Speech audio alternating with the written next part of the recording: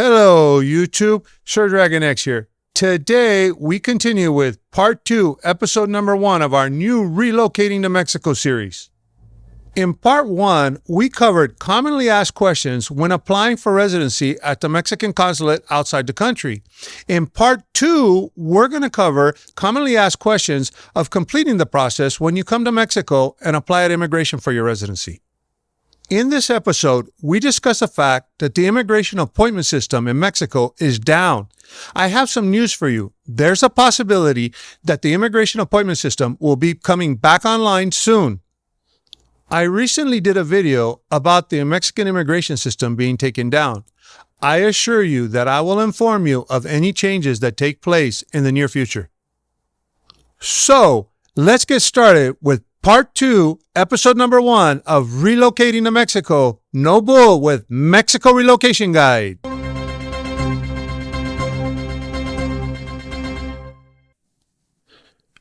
Welcome back to Retired Life in Mexico, No Bull.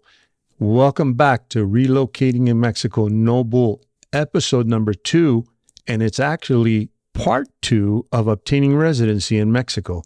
I have here Mariana from Mexico Relocation Guide, who we've partnered up with doing this show of Relocating to Mexico No Bull. Welcome, Mariana. How are you doing? Good. Thank you so much for having me. Very excited to, develop this whole part of the residency process, which a lot of people find it quite confusing, but I'm glad we're doing this. And I hope through all of this, we clear up a lot of the commonly asked questions. And if you haven't already, go ahead and check out part 1 of this series because it goes through the consulate process. And I'm going to be placing a link right about now. I don't know if it's where it's going to come out on the video. I don't know if it's that way or that way, but it should come out on the top. If not, it'll be in the description of the video. And that way you can go over part 1. On part 2, what we're going to go ahead and concentrated on getting the initial process done at the consulate. So what's the process after you go to the consulate? Basically, the consulate puts a foil visa in your passport. And then what's the process after that? And also, what are some of the, how would I say, hurdles? And also, we're also going to go over a couple of different ways of applying in Mexico without having to go through the consulate process. The only thing is that those are certain exceptions that you must meet.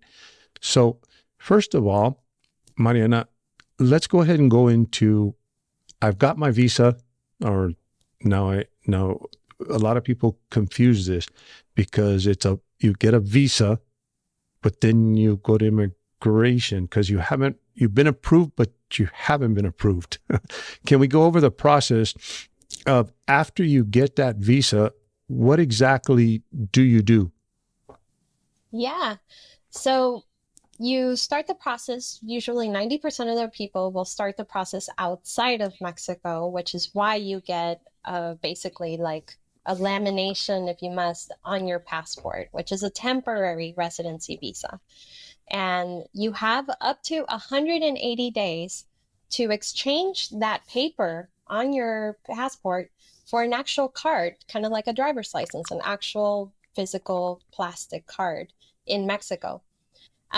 So you have 180 days to switch this out. And this is called canje. A lot of people have probably heard that buzzword by now. By the time that you do the canje part in Mexico, then you will have to do your biometrics, like, for example, take your picture, do fingerprints, pay your immigration fees, depending on the residency visa that you're exchanging it for. And then you usually get it within either one day for some immigration offices, or sometimes up to 2 or 3 weeks, depending on the immigration office that you're doing the second part of the process in. A lot of people don't realize this, but because you have 180 days doesn't mean you should wait until the last minute to do that canje process or to do the exchange.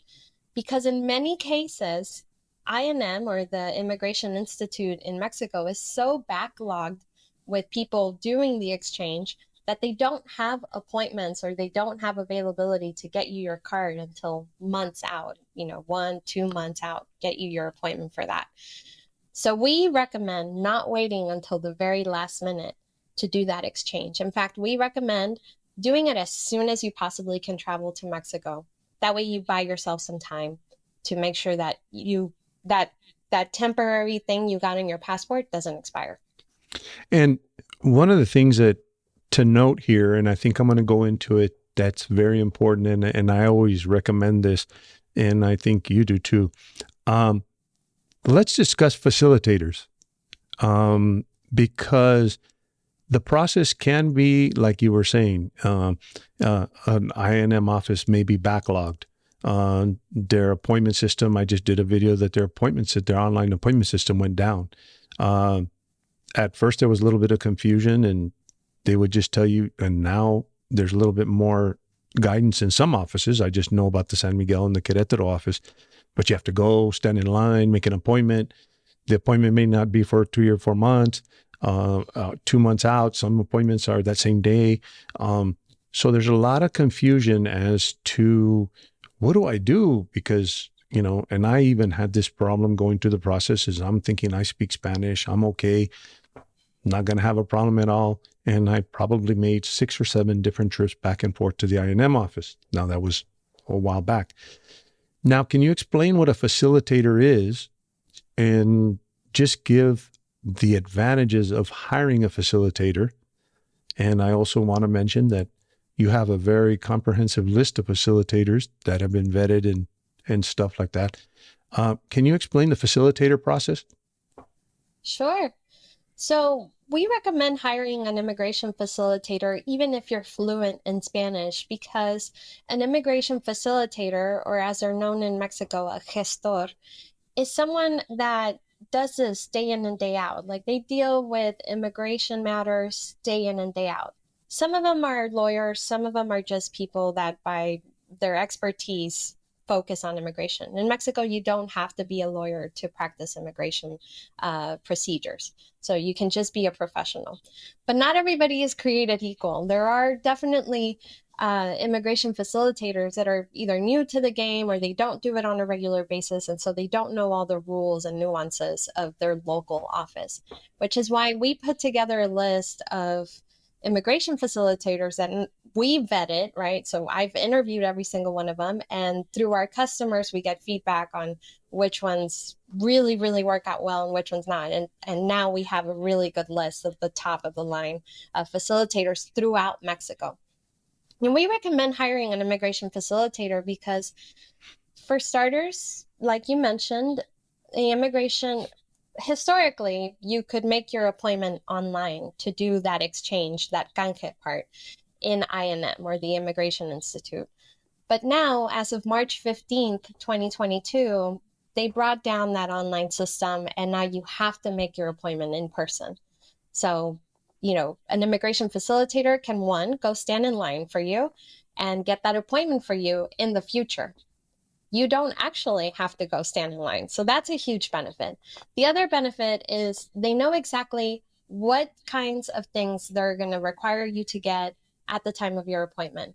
We've had several people who, and you can do this by yourself, by the way. It's not mandatory for you to hire an immigration facilitator, but it can save you a lot of time. It can save you some money. There's been people who just didn't know any better. They did it on their own. They paid what they thought was the right immigration fees, and they were actually not exactly the immigration fees that INM required. And then getting a refund for that is, just a whole other type of hassle. So definitely hire an immigration facilitator. They will walk you through the entire process. They will go with you to your actual appointment, and then make sure that they can translate anything on the spot. A lot of these INM offices, they're now you're inside of Mexico, so a lot of them don't have English speakers on site. It varies by office, obviously. But an immigration facilitator speaks both languages, so they can help facilitate things for you. And that's really what they're doing, is they're problem solving. And usually it's only a couple $100, money well spent, if you ask me, for the convenience, and you're really hiring their knowledge, their expertise. And in a lot of cases, they know people at these immigration offices. So the minute that immigration agent sees them, they're like, oh, come here. Like, they'll expedite the process in a lot of And actually, cases. they get a stack of files. Okay, these are your files that are ready, and Yeah. so you don't have to actually wait for them to send you the email. They'll call you up, and I'll give my personal experience with a facilitator because I did it both. I did both without one and with one, and I did it in the Monterey office. I did it several years ago when all these automated systems. I mean, they were actually sending the actual, when you did the handwriting and everything, when you signed it, you would sign on a piece of paper, you would have to take in photos. Now it's all electronic. The biometrics is on a thing. But one of the things when I renewed for my permanent, I started off, even though I qualified for permanent, it's a long story, but I went through temporary and I ended up having to go through temporary for 2 years because of my unique situation. And I was able to get my converted to permanent. But when we got to temporary to renew it, we said, you know what, we're going to get a facilitator because this standing in line at 5 o'clock in the morning or 6 o'clock, because I did it through the Monterrey office, and literally to get your place in line, you'd have to go at 5 to 6 o'clock in the morning. So, I mean, I don't know how it is now, but one of the things we did, and actually there's an online form that you fill out with INM. They fill it out for you. They get copies of everything that they need from you. And so really all I did was, here's the copies of everything you need. Give me a call. And they send me a WhatsApp message, said, be here tomorrow between this hour and this hour. And literally I went in, I did my biometrics, and I walked out with my card 5 minutes later. So I didn't even have to show up, present my application, do all of those things that I had to do the first time when I did it myself. Not to mention the amount of trips, because they told us that when they needed one piece of document, we would take all the documents there, and there was, oh, you forgot this. And then, Yeah. oh my God. And here's the thing. Sometimes on my renewal, there was one or two things missing, but the facilitator says, hey, by the way, can you send me a copy of this because we forgot to include this? They do everything for you. So you don't have to go and make another trip and get in line again so that you can take that to the immigration official. So that's one Yeah. It just thing. takes the uncertainty out of, what you don't know, because this is probably for most people their first time ever doing this process. And actually, and we're going to go into now, I'm going to go into other ways that you can qualify without actually having to meet the financial requirements. This mainly has to do with being married or having a child that's a Mexican citizen. And I want to stress here that it's even important then to hire a facilitator. It's money well spent. Trust me. Mhm. But can we go into now? There's another way that you can qualify that has nothing to do with financial requirements, and I just mentioned it right now. But can you go into that, Mariana? And also, you can apply for it at the consulate, or you can apply for it directly at an INM office. And I think this goes into what you said in part one, that if one of you, because well, actually, I'm going to go into being married to a Mexican citizen, but also if you're married to a permanent resident, this is also an option because we talked about it in part one. So can you go into that particular way of getting residency? Yeah, so if this is your first video, you haven't watched part one, most people need to qualify first outside of Mexico, get their residency outside of Mexico. And some spouses, right, some people who are in a marriage will want to get residency together, right? I mean, it makes sense. You want to move to Mexico probably together.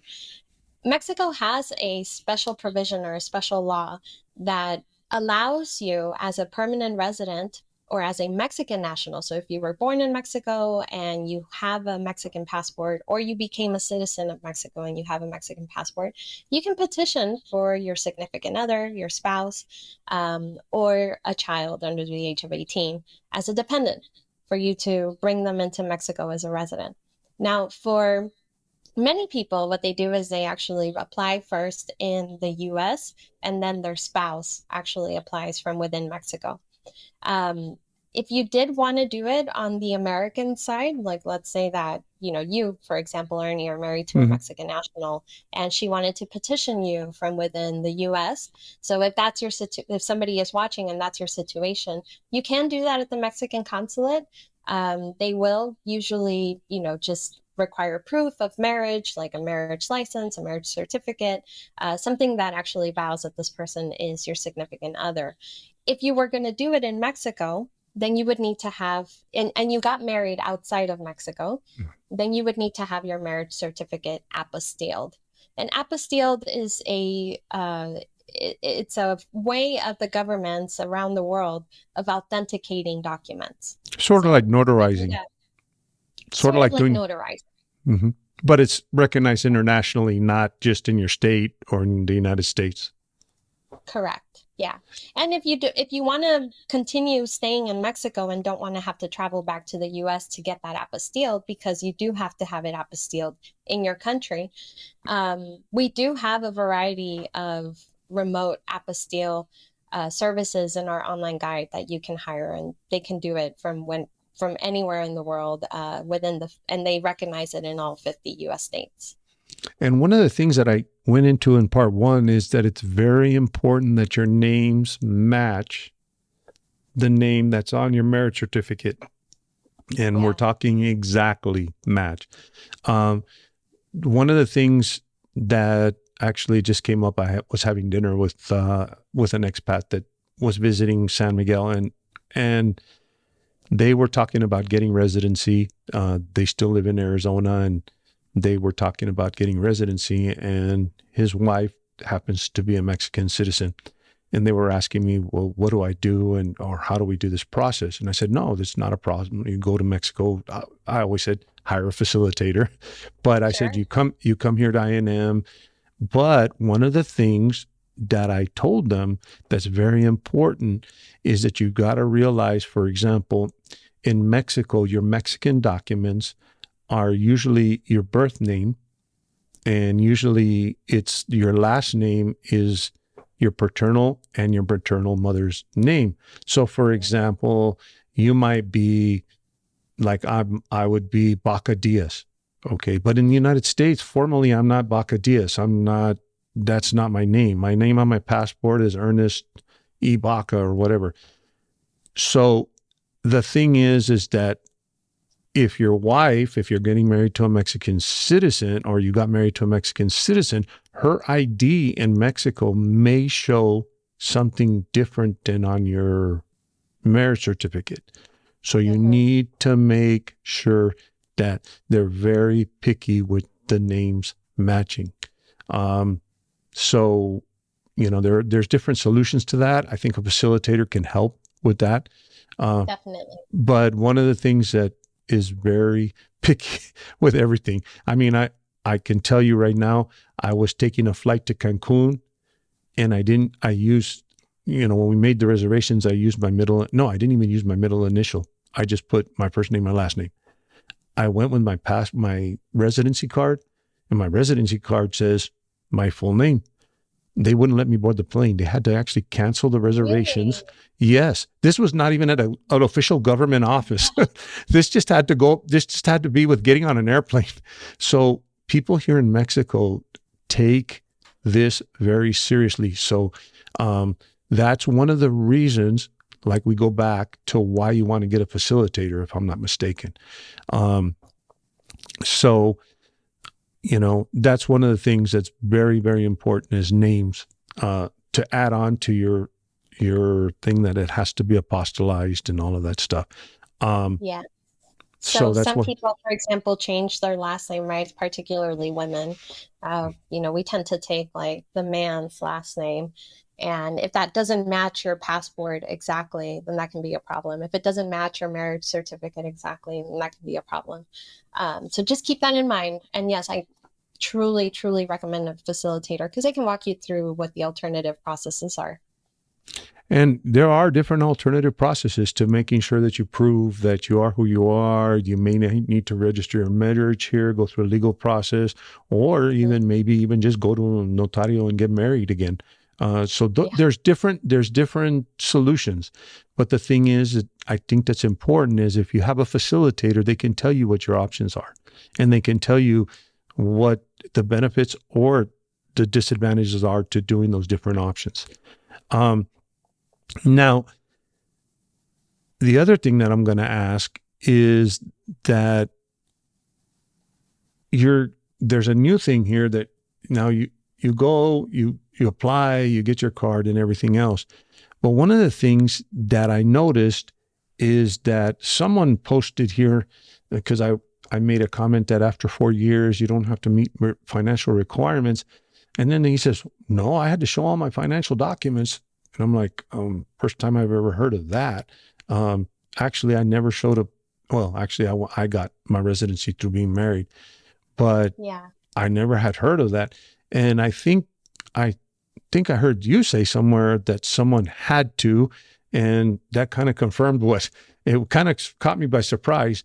But can you kind of go into that and tell us exactly what's going on or what you've experienced with your clients that have had to still show financial solvency requirement, not financial documents to immigration, even after the 4 years?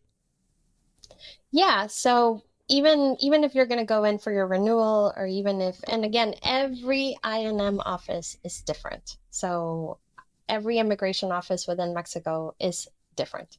But some immigration offices will require you to bring bank statements showing that you have some amount of money available to you. They're not looking for a specific income requirement like you originally had to meet. For example, they're not looking, if you got temporary residency, they're not looking that you still make $2,600 a month, for example. They're not looking that you still have $43,000 in savings if you want to renew.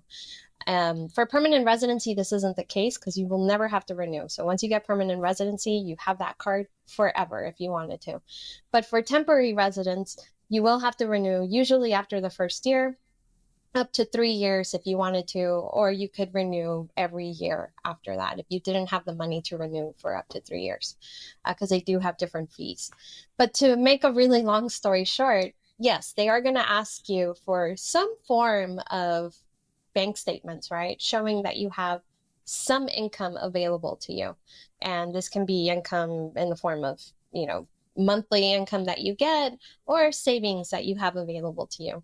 Now, I don't know anybody who hasn't been able to prove that they have some income available to them. It doesn't matter if your bank statements are in the US, by the way. So if you don't have a bank in Mexico, it doesn't matter.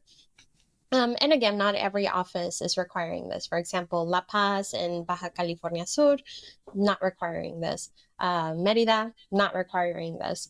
But there are some offices like San Miguel de Allende, Querétaro, Mexico City, and it seems like maybe those are more like the central cities in Mexico that are asking when you go renew to show some sort of documentation that you have some income available to you.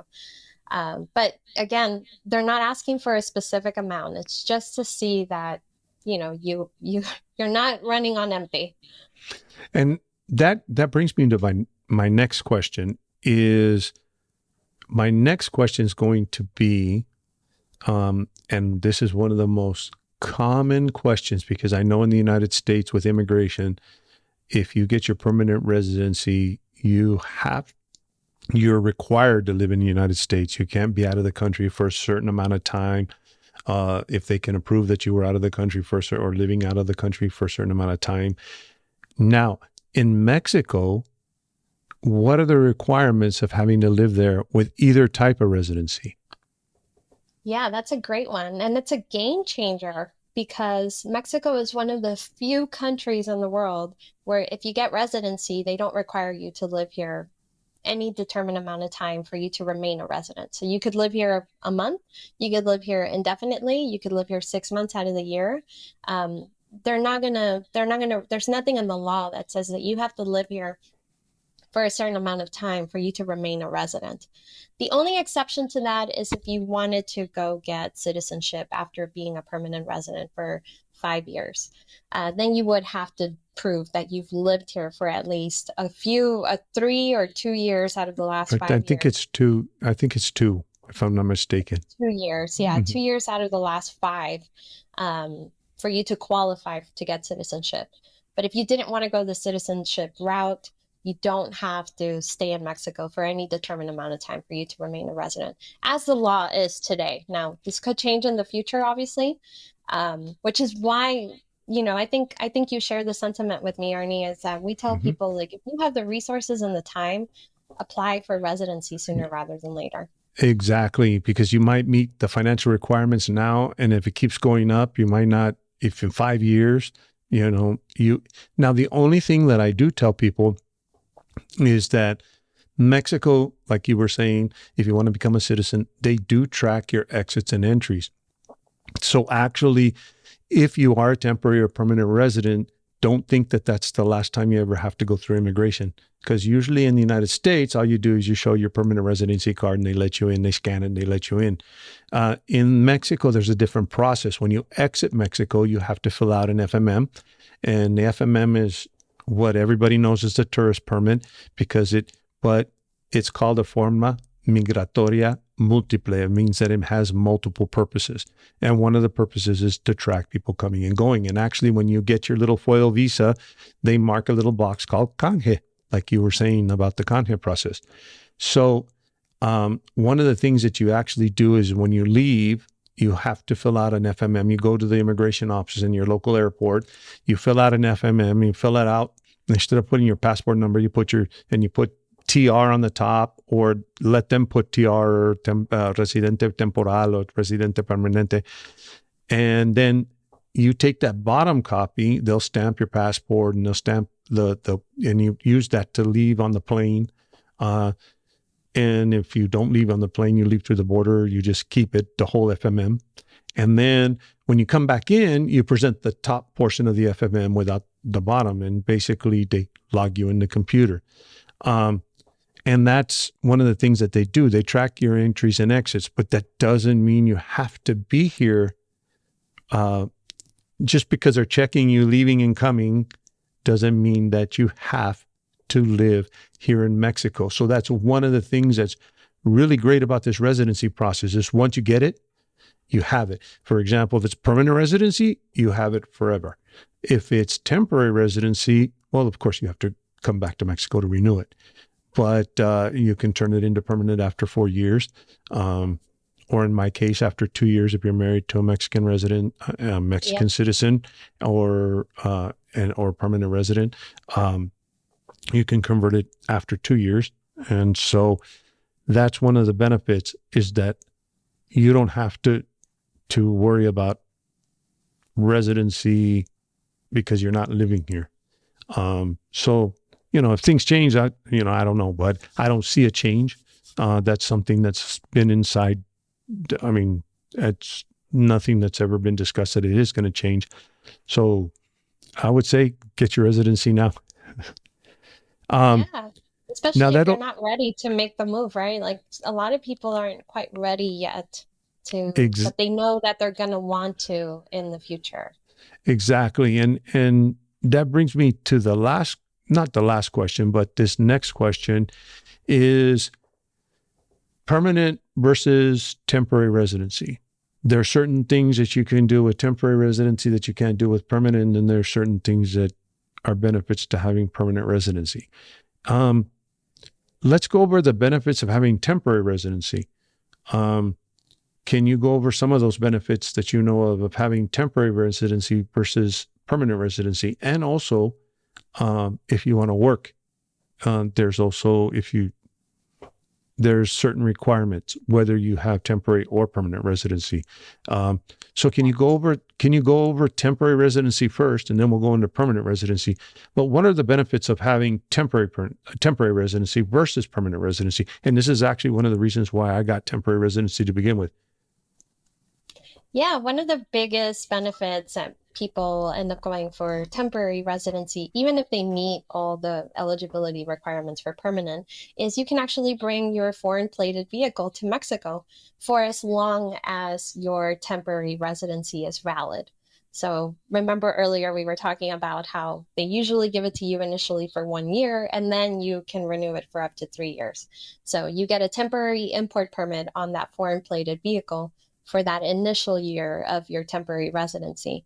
And then after 1 year, you can extend that temporary import permit to an additional 3 years or however long you're renewing your temporary residency for.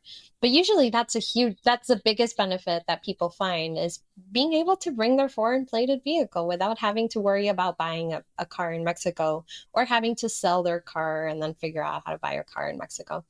Um, that's benefit number one. Another benefit, and this is for both residencies, you can actually bring your household goods into Mexico free of import taxes once. So you can actually bring, if you had, a lot of valuable furniture, antiques, things like that, that could be deemed as very valuable, and you don't have to pay import taxes on those things. Or maybe a lot of electronics and things like that, then you don't have to pay import taxes on those things. So that's another huge benefit. Uh, and then, some other benefits are obviously the income requirements are lower for temporary residency versus permanent. Permanent is higher, although you never have to renew it again. But the income requirements are lower. So some people find that it's more along their income level to go for temporary.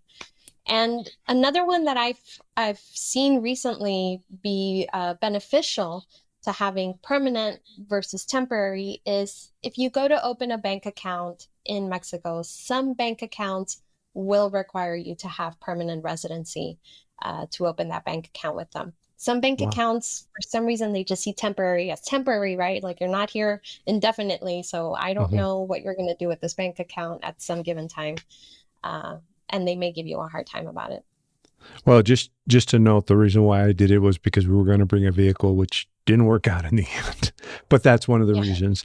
Now, as far as work, you can work, but what's the difference in working under temporary residency versus permanent residency? Yeah. And I want to back up the step because for either one of them, you can apply to work within Mexico. Now, Mhm. that doesn't mean that if you're a digital nomad and you're working for a company overseas, like if you're working for your Canadian company or your Canadian employer and you're living in Mexico, you don't have to apply for a work permit. Um, the work permit is if you're seeking employment in Mexico. So you're either selling services, doesn't matter what Or services, you by the open way. up a So business, for example, or you open up a restaurant. yeah. Or Mhm. even if you sell, you do massages or whatever, like, Mhm. any service that you offer, any product that you sell within Mexico, you have to get a work permit. For temporary residency, it is an additional process in your visa. Like it's not automatically given or granted to you. You do have to once you enter Mexico and you do the canje and you get your residency card, then you can apply for a work permit. With permanent, it's implied work permission. However, you do have to tell immigration that you've received employment. So if if somebody employs you, you find you go work for a real estate company, let's say, and you're doing that on the side, and they offer you kind of a contract job. You're supposed to tell immigration within 90 days that you are working in Mexico. And the other thing that you have to advise at immigration is if you change your address Correct. within 90 days. Now, here's a common question that I get because this is what happens a lot of times. I'll give you a scenario. I got my visa, my canje visa, and I go to San Miguel de Allende. We haven't decided where to live yet. We're renting an Airbnb. And so do I need a Mexican address? And I always get this question. And so why don't we go into, because it kind of touches on having to report your address to INM.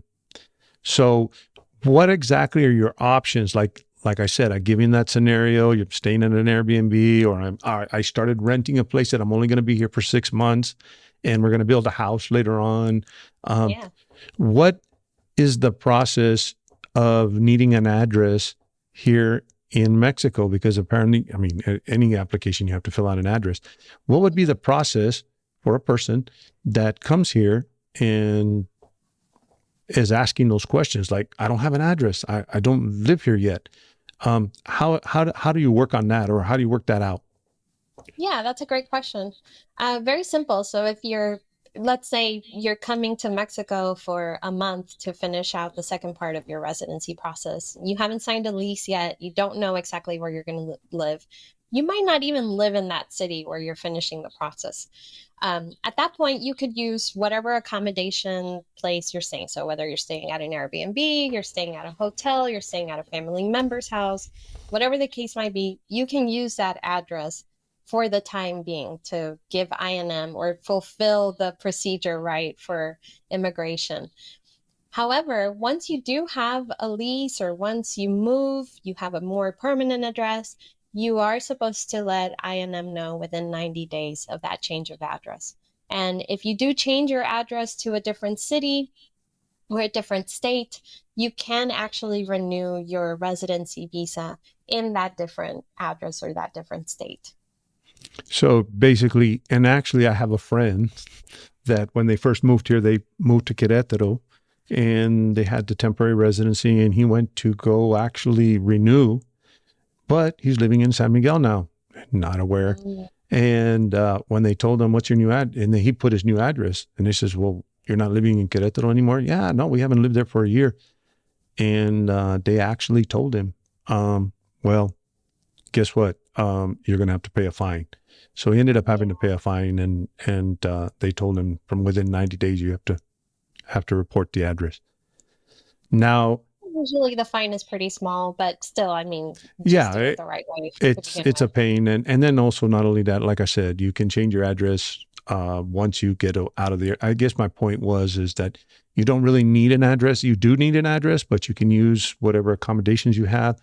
But you're technically supposed to report where you're moving to. So that's the point I was trying to make. Now, here's one of the interesting things, because we talked about economic solvency and having to prove it at the consulate. And one of the things that I think that a lot of people get stuck on is that, they have these high thresholds, and and even when I get in the opinionated side, or the opinionated people, they start, well, this isn't fair. How come they require such high thresholds? Mexico just doesn't want us here. There's something, now with immigration kind of cracking down on the tourist visa thing. Some people are getting 180 days, some people aren't. And then it's kind of like people are kind of taking it personally that Mexico just doesn't want us here, and something's going on that they don't want us here. And one of the things that I always say is, no, that's not true. And one of the things that I always use as an example, and especially for these every 180-day tourist people and the people that have overstayed their visa because they can't afford to live here, Mexico actually has a program to try to help. And I try to tell people that, you know what, I think Mexico is trying to help. I think there's a lot of issues right now going on in Mexico. There's a lot of influx of, so I say Mexico is just trying to build a more robust immigration system. I just released a video right now where probably Mexico is going to see an increase of approximately 18,000 people a day coming through Mexico. And it's not a matter of being against Americans or Canadians, or we're not.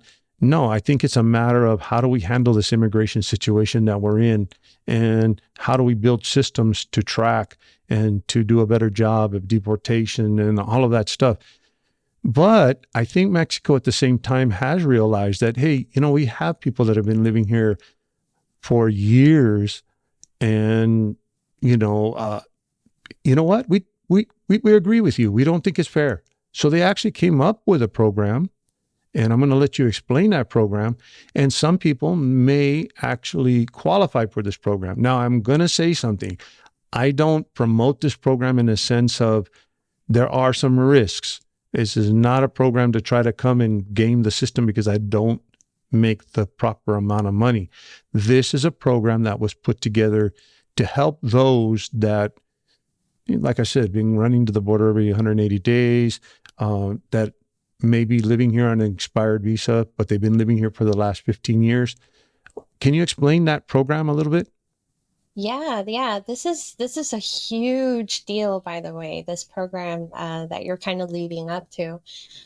Because as we've talked now for, the previous segment and this segment, you have to meet some income requirements in order for you to be able to reside in Mexico permanently under a residency visa. And for a lot of people, that increase in 2022 is so huge that they no longer qualify. But there's a new program, well, new-ish in that, it wasn't around 10 years ago, but I think it starting in started. I think it 2021, started. Yeah, it's 2020. Well, actually, it started previous to that, but 2021 was previous when it 2020. actually. I believe it was 2020 when it actually started, but it was very restrictive when they started it in 2020, and in 2021 they actually made it a lot more easy, per se, for the It's individuals, very, it's and very it accessible. actually it's very accessible now to many individuals that it wasn't accessible to before. Yeah, so basically what we're talking about is a special regularization program. You'll hear that buzzword around. If you belong to any of the Facebook groups, the expat groups around Mexico, you'll hear about the special regularization program. And truly what it is a way for Mexico to give those people, kind of like Ernie mentioned, those people who have been in Mexico irregularly, a regular status. So what that means is you have to have had at least one visit to Mexico between 2015 and 2020. You need to prove that through either a stamp on your passport or they need to have you in their system with a previous FMM. So that thing that he was talking about that you turn in to the airline when you leave Mexico because they want to track who comes in, comes out, they do that for everybody, every tourist, every resident, and Mexican nationals fill out a different form. But Mexican nationals don't count because they're Mexican nationals. So for tourists who have actually come to Mexico, either they have flown in or they have driven across the border. If you drove across the border, you need to have filled out an FMM. If you just drove across the border and you didn't stop at INM and there's no stamp on your passport, there's no way for the Mexican authorities to prove that you came in between 2015 and 2020. But if you flew to Mexico, you automatically got a tourist FMM of that form that you fill out. So you have proof, right? You've been entered into the system. The other requirement is that you can come back to Mexico if you can prove you've had at least one visit. If you're not already in Mexico, you can fly back in or drive back in currently, and they'll give you another FMM. So another form. That form for some cities needs to have 180 days. So for example, Playa del Carmen, Cancun, I believe Merida is another one. They need to see that that FMM has 180 days. A lot of cities though, like San Miguel de Allende, La Paz, uh, Querétaro, they don't require you to have 180 days. You can actually come to Mexico and the immigration authorities can give you less than 180 days, maybe 10, 15, 20, 30, whatever the case might be, and you actually qualify for this residency program. Now, the biggest deal about this residency program is you get 4 years upfront. You get a temporary residency visa for 4 years, meaning you don't have to come and renew it. You get those 4 years upfront, and you don't have to show income. You don't have to show economic solvency. You automatically get that 4 year temporary residency visa. Now, there is a fee. You do have to pay a fine or a penalty, basically, because you have to wait until your FMM expires for you to be eligible for this program. So I know it's kind of counterproductive, like we're telling you don't overstay your visa, but in this case, the Mexican authorities actually will not qualify you for the special regularization program until after your visa is expired. So you have to be in Mexico with that new FMM and it has to be expired. And And you that's do when have to pay, they pay the sorry. fine. It basically you're paying a fine for overstaying your visa. Yes, And yes. And the here's fine is about 14,000 pesos. and one of the things that I this is why I caution people, because, here's the catch to it. There's two catches to it. And actually, I heard this from an actual immigration facilitator. And I don't know why they do this, but sometimes you'll come in and fly into the airport, because I've heard of several people trying to say, okay, now I'm going to take advantage of the system and I'm going to come in for 7 days. And they ask for 7 days and then I'm going to wait for my visa to expire. But a lot of times you'll come in, you'll ask for 7 days, but in the computer, they put 180 days. So when you show up to immigration, sometimes it's like, I got an expired visa. No, you don't, because you're still in the computer as legally here. So that might be one thing that you may run into. I'm not saying that they do that in every office or they do that in every immigration, but this is something that a facilitator said that they came across. The other thing that's very important to note is that if you're immigration or INM right now is having an influx, just like we did in part one, saying that it's very hard to get an appointment at the consulate. It's also very hard to get an appointment at INM. And even if you go stand in line, some offices are saying, okay, here's your appointment. You need to go, it's going to be in 2 months. So that means you're stuck in Mexico on an overstayed visa for the next 2 months waiting for your appointment. And if immigration does stop you or pick you up for whatever reason, you are subject to detention and deportation. So this is not something that I encourage, but for those individuals, I don't encourage you come in here, get an FMM, let it expire. And then the other problem that people might have in 180 days, this program won't exist anymore because nobody knows how long it's going to exist. Some people even had rumors that it was going to go away in January. I think it was the last, some people were saying that it was going to go. Actually, some facilitators had heard from immigration that it was going to go away in January. And then actually in January, it didn't go away. They even relaxed the restrictions even more, because I believe the entry was before 2019 or 2018. And then now it's 2020 or 2021. So they relaxed the restrictions. So here's the problem you may run into. And then also that goes into another point that I need to make, is that when you come in and you present your canje, you have 30 days to report to the first immigration office. Now, people have been asking, now when they had the online appointment system, what do you do? Well, go ahead and make your appointment ahead of time and plan your trip. Now that appointment system doesn't exist anymore, what do I do? Because I get here and I only have 30 days, but my appointment's in 3 months. Now, am I correct that once you get your appointment, that 30 days stops? So that if you have your appointment, you showed that, well, yeah, I have an appointment in 3 months, but I'm here legally or that 30 days stops. Am I correct? You're in the process of, so you are like basically already in. You get a NUT, which is a número único de trámite, and that shows that you have an appointment in the future. Although, quite honestly, even though they did take off the online appointment setting for immigration, when you go and or your facilitator goes for you and gets in line, they do take into consideration what type of paperwork or trámite you're trying to process. So if you're trying to do your canje and you only have 10 days left on your permit, they do take that into consideration as far as how soon they do prioritize people based on the type of appointment that they're trying to get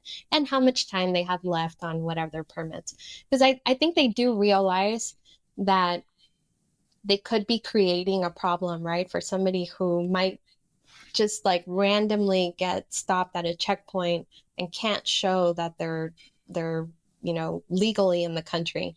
So I think they're trying to minimize those problems. More and more immigration offices are taking into consideration the type of appointment that you're trying to get and trying to prioritize people based on that. And I think some immigration offices are actually taking you the same day. I mean, I've heard that. Now I do know in San Miguel, it's like appointment required. That's Yeah. no questions asked, appointment required. And you have to come in and you can only make 2 appointments. So if you have 4 family members, you have to come in twice to make an appointment for each one. So each immigration office is different, but, that is, there are some that, I mean, you walk out with your card the same day, literally. Yeah. So They take take you the walk-in. same day and you walk out with your card the same day. So, but it goes back to the facilitator thing.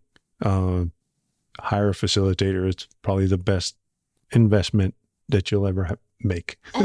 Especially for this regularization program, I would say, like, if you are even on the fence about hiring a facilitator for this regularization program, definitely that would be the time. For starters, you have to know exactly where to pay this fine.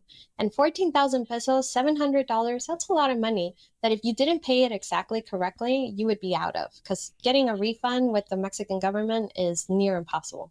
So And make also, sure that yeah.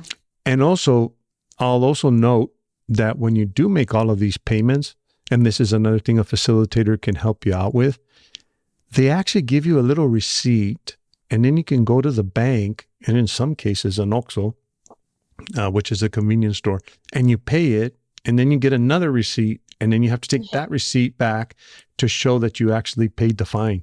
So that's something that a facilitator can help you with, in going to the bank, helping you out and paying whatever you need to pay. And like you said, if that number is not exactly the same, or you don't get the receipt that because they give you a little piece of paper. And if you don't grab that receipt and take it to the bank with a special number, sometimes your money is just lost. Literally, they can't confirm. So, like you said, it's hard to get a refund back. Yeah. Near So, impossible. so I think we're going to wrap it up. I think I don't have any more questions. You know what? I do have a question from part 1 that I didn't ask you.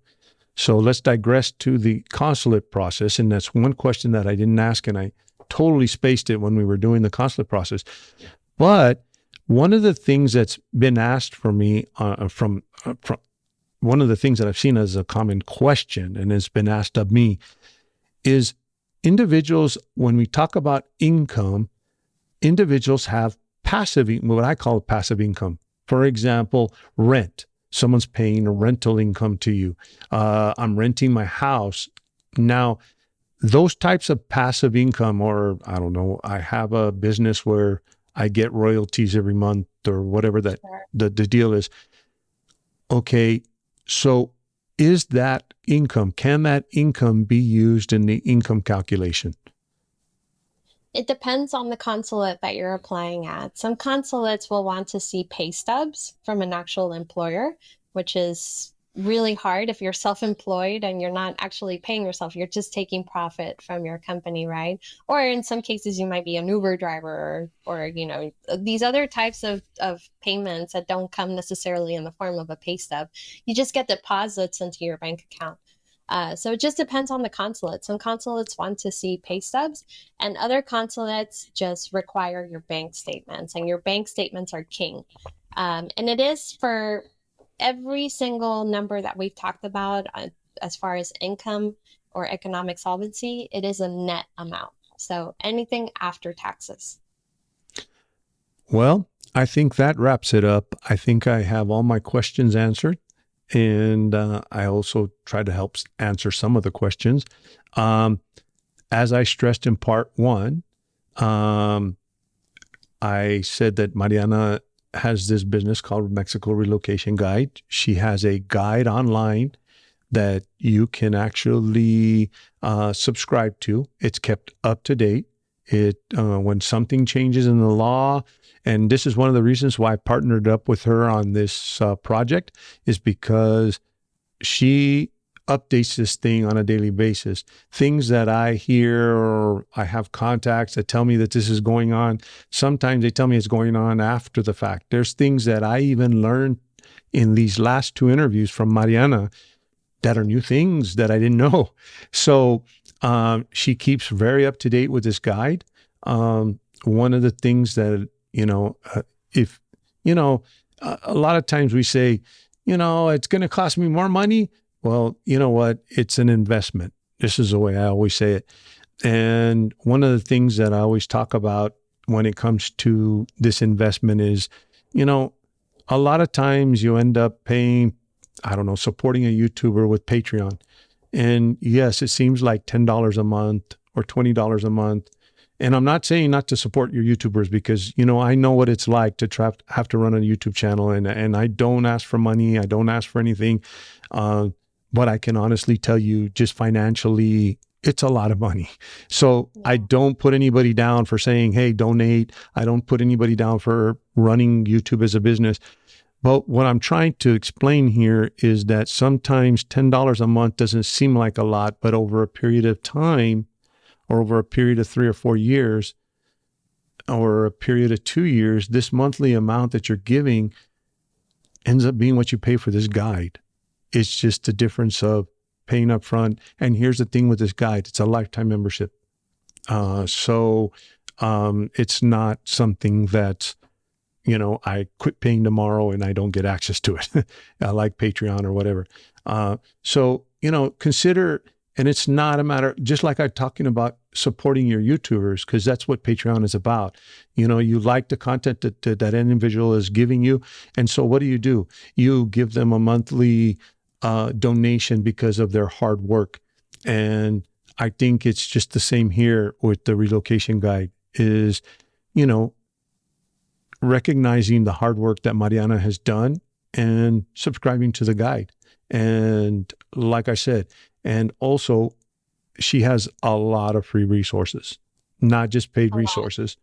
As a matter of fact, even to the point of answering your questions about moving to Mexico. And even if you have questions about this video, you probably can jump onto one of our next live streams and say, hey, you know what? I saw that video about attaining residency, and can you answer this question for me real quick? And so she answers a lot of questions about relocating to Mexico. So, you know, I'm going to leave links to, of course, her guide and, of course, her YouTube channel. And also, we have a coupon code for 10% off for individuals that are subscribers to Retired Life in Mexico Noble. And I really want to thank you for your time, Mariana. And I really look forward to doing some more of these. We have some other subjects that we want to probably address. And so thank you for coming and being on Relocating to Mexico Noble. Thank you so much for having me. This is so much fun. And I truly, truly hope your audience has gotten at least something new that they didn't already know and some value out of these.